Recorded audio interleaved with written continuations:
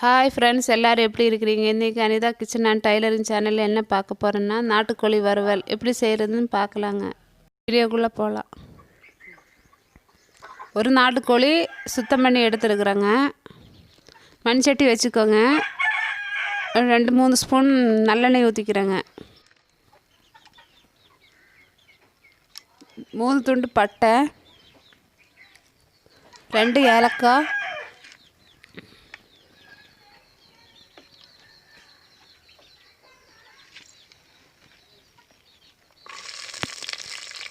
ஒரு 200 கிராம் சின்ன வெங்காயங்க, கருவேப்பிலை கொஞ்சம்,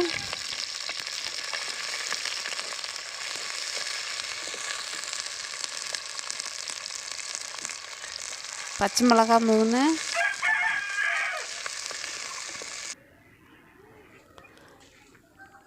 அவங்கவுங்க தேவைக்கு கம்மியாகவும் காரம் கம்மியாக வச்சுக்கோங்க, இல்லைங்க அதிகமாக வேணுங்களோ வச்சுக்கோங்க.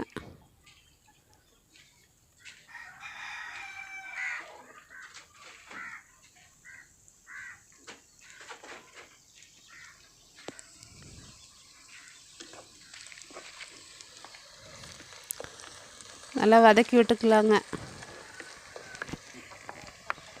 இஞ்சி பூண்டு பேஸ்ட் 1 ஸ்பூன்,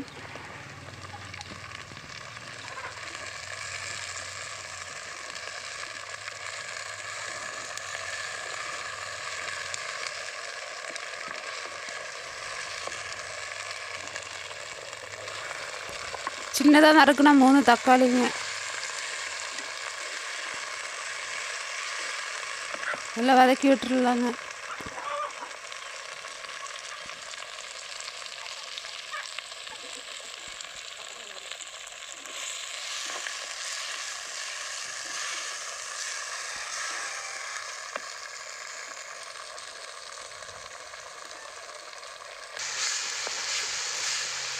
நல்லா வதங்கிடுச்சுங்க.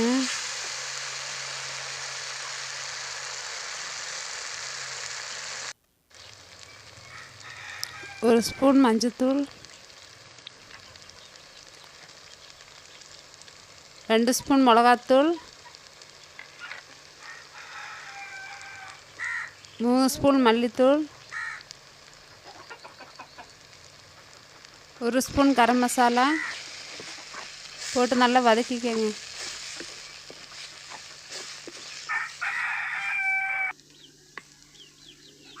வதக்கினதுக்கப்புறம் சுத்தம் பண்ணி வச்சுருக்கோன்னா சிக்கனை போட்டு வதக்கிக்கலாங்க.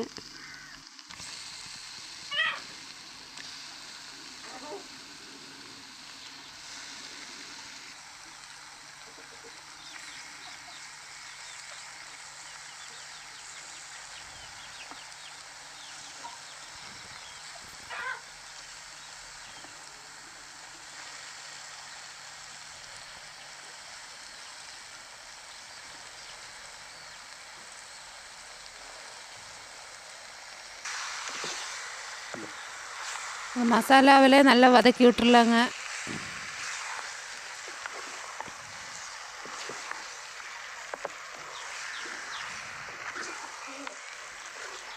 ஒரு 2 நிமிஷம் மசாலாவிலே வதக்கி எடுத்துக்கலாங்க.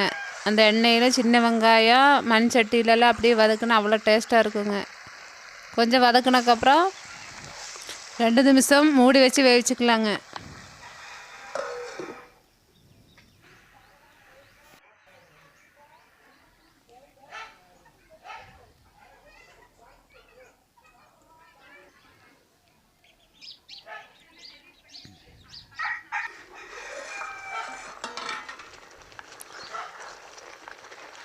அந்த எண்ணெயில் பிரிஞ்சு வந்து இருக்குதுங்க. நல்லா கிளறி விட்டதுக்கப்புறம் தேவையான அளவு உப்பு நல்லா மிக்ஸ் பண்ணி விட்டுருங்க. நாட்டுக்கோழி வேகிறதுக்கு ரொம்ப லேட்டாகுங்க. குக்கரில் வச்சுருந்தா சீக்கிரம் ஆயிருங்க. மண்சட்டியில் இருக்கிறதுனால கொஞ்சம் லேட்டாகுங்க. கோழிக்கறி மூடுற அளவுக்கு தண்ணி ஊற்றிக்கலாங்க.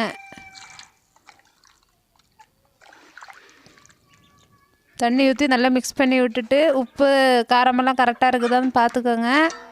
நல்லா மூடி வச்சு வேக வச்சுக்கலாங்க. 1/2 மணி நேரம் ஆயிடுச்சுங்க. வாங்க கறி வெந்துச்சான்னு பார்க்கலாங்க. நல்லா கறி வெந்துருச்சு, எண்ணெயெல்லாம் பிரிஞ்சு சூப்பராக வெந்துருச்சுங்க. 1 ஸ்பூன் ஜீரகத்தூள்,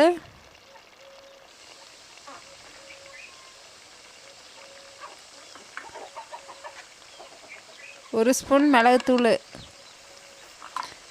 நல்லா மிக்ஸ் பண்ணி விட்டுறலாங்க. சீரகத்தூள் மிளகுத்தூள் போட்டதெல்லாம் கொஞ்சம் மிக்ஸ் பண்ணி விட்டுருங்க. கொத்தமல்லி தழை தூவி இறக்கி வச்சுக்கலாங்க. சுவையான நாட்டுக்கோழி மண்சட்டி வறுவல் ரெடி ஆயிடுச்சுங்க. வாங்க சாப்பிட்லாம்.